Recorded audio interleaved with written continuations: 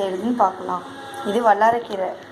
இதை வந்து நம்ம தோட்டத்தில் பறிச்சிருக்கேன், அதனால் நிறையா இருக்குது. தேவையான அளவுக்கு நம்ம எடுத்து நல்லா அலசி வச்சுக்கணும். நல்லா அழுக்கு போக மண் போக அலசி வச்சுக்கணும்.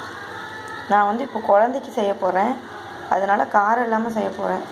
உங்களுக்கு வேணும்னா காரம் போட்டு செஞ்சுக்கலாம். சட்டி நல்லா சூடு ஏறிடுச்சு.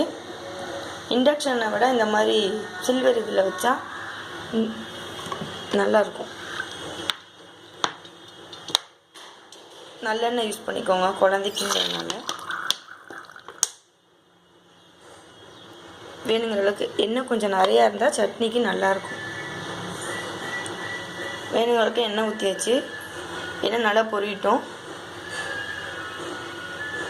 எண்ணெய் நல்லா காஞ்ச பிறகு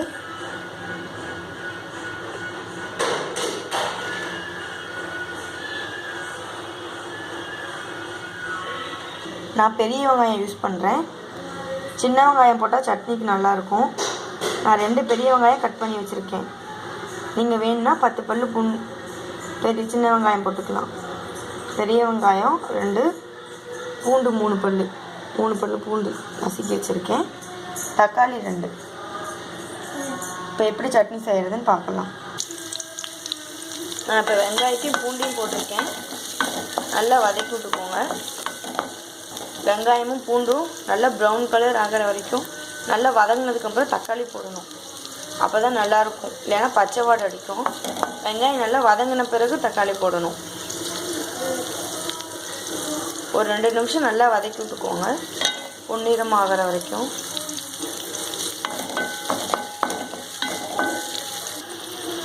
வெங்காயம் நல்லா வதங்கிடுச்சு. இப்போ தக்காளி போட்டுக்கலாம். தக்காளி நல்லா ஜூஸி ஆகிற மாதிரி நல்லா வதங்குற வரைக்கும் வெயிட் பண்ணி நல்லா வதக்கி விடுங்க. கொஞ்சம் உப்பு போட்டுக்கோங்க, அப்போ தான் நல்லா வதங்கும். இந்த அளவுக்கு உப்பு சரியாக இருக்கும்.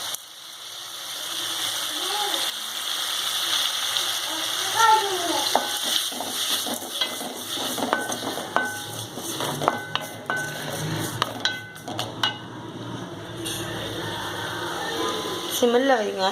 கொஞ்சம் நல்லா இஞ்சிட்டோம். கொஞ்சம் சின்னதாக புளி போட்டுக்கிட்டால் நல்லாயிருக்கும் டேஸ்ட்டு. இந்த அளவுக்கு எலுமிச்சம்பழம் அளவுக்கு சும்மா துளுண்டு புளி போட்டுக்கிட்டா நல்லது, ருசியாக இருக்கும்.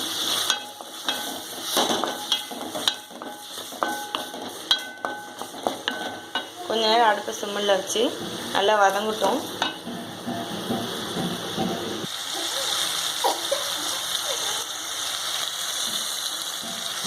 இது வதங்கிட்டு இருக்கு. ஓரளவுக்கு நல்லா வதங்கிடுச்சு. 2-3 பல்லு தேங்காய் போட்டுக்கிட்டா நல்லா டேஸ்ட்டாக இருக்கும். தேங்காய் ஒரு 2-3 பல்லு போட்டுக்கோங்க. சும்மா சின்னதாக அரிஞ்சு போட்டால் கூட போதும். தேங்காய் நிறைய பிடிக்குங்கிறவங்க கொஞ்சம் அதிகமாக சேர்த்துக்கலாம், ஆனால் கொஞ்சம் கம்மியாக போட்டால் தான் நல்லாயிருக்கும். நல்லா வதங்கிடுச்சு. இப்போ நமக்கு எவ்வளோ கீரை தேவையோ அந்த அளவுக்கு கீரை போட்டுக்கலாம். நான் குழந்தைக்கு செய்கிறனால மிளகா போடலை. நீங்கள் வேணும்னா மிளகாய் 2 போட்டு செஞ்சுக்கோங்க. வரமிளகா போடுங்க, அதுதான் டேஸ்ட்டாக இருக்கும். கீரை போடும்போது நிறைய தெரியுது, ஆனால் கொஞ்சம் நேரத்தில் வதங்கி ரொம்ப தெரித்து போயிடும். நான் வேணுங்கிற அளவுக்கு ஒரு கைப்பிடி கீரை எடுத்துக்கிட்டேன்.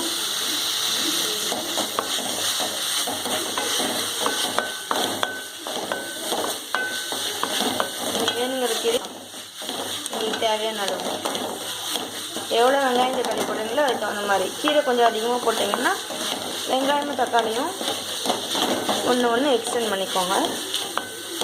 பார்த்தீங்களா, சுருங்கிடுச்சு. நல்லா பச்சை வாசம் போகிற வரைக்கும் வதக்கி விட்டுக்கணும். சிம்மில் வச்சு நல்லா வதக்கி விடுங்க. 5 நிமிஷம் சிம்மில் வேகட்டும். நல்லா வதங்கிடுச்சு